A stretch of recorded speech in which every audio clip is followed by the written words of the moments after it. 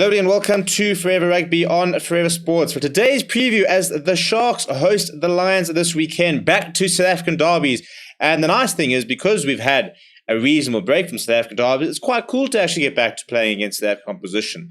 It is something that we've seen a lot of over the last 12 months, but to be able to have, 4 international matches, then back to a local clash, then we go back into international clashes, we're starting to get a taste of exactly what the URC is going to offer. And the nice thing is, we are starting to see our South African sides play very good rugby. And the Sharks have come under a little bit of criticism for their performances in the last couple of weeks, but form-wise, they're winning their games.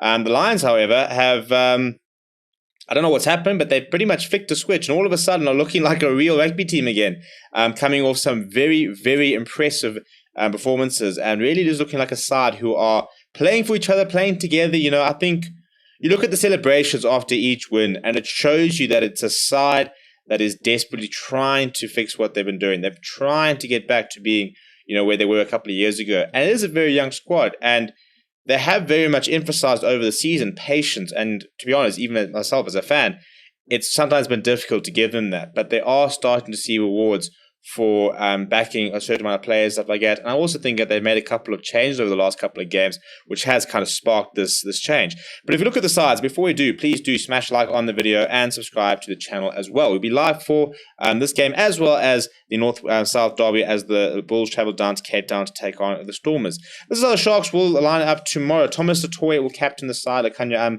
still on sabbatical over in Japan. So it's an all-Springbok front row in Oxenchair, Bongi Benambi and Thomas Totoy. The second row is a slight tweak. Leroux Roots has dropped down to the bench, and Brant Krobler will move to number 4. Reniel Hugo will start in the number 5 jersey. KOLISI is back in the starting lineup. He partners Henko Venter and Pepsi Buthelezi. They have gone with a 6-2 split, however, so you will see quite a few forwards coming off the bench there.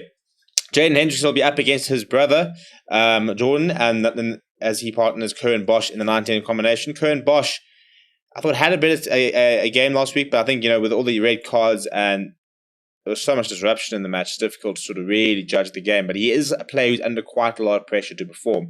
And up against Jordan Hendricks, who is playing with a lot of confidence at the moment.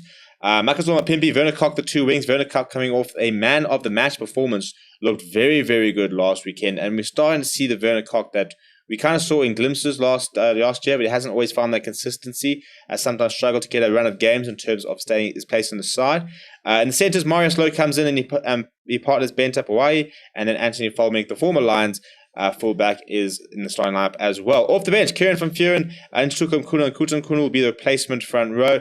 Then 3 replacement forwards in Leroux Roots, Jandre Labaskakni and Sikamozi Noche. So very much looking for a big, bulky, sort of physical impact in that second half. Grant Williams, Buddha Chamberlain are 2 players that will want to try and make quite a big impact when they are come off the bench as well.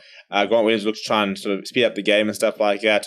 But it should be quite interesting to see tactics-wise where they do try and speed up the game, or they're going to try and slow the game down, because the Lions like to play at a high tempo, and obviously weather will also play quite a big part.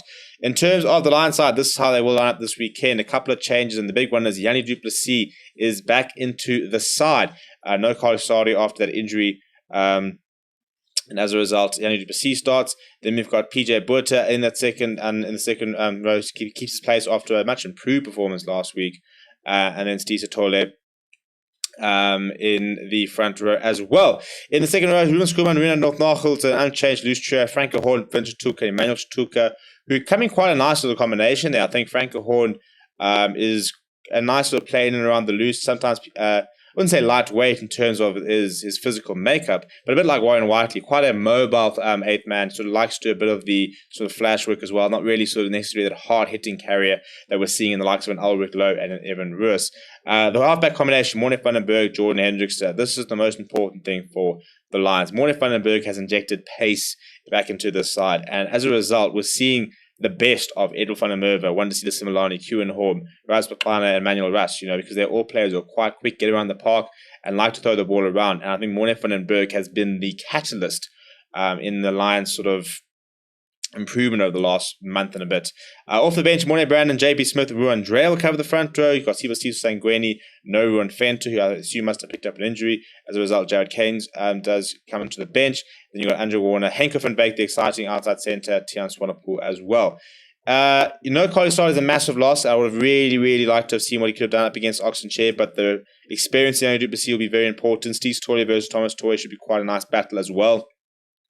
The Sharks and Lions front rows have been pretty good. Thomas Toy is in very good form, and the Lions front row in general has been very good throughout the entire competition. So this should be a very interesting sort of clash there in terms of sort of the smaller battles. But let me know what you think down in the comments below. Let me know what your score predictions are. Who are you backing? And we'll see you guys on the live stream tomorrow. Please do smash a like on the video and subscribe to the channel as well. Thank you very much for watching. My name is Steven. I'll chat to you soon.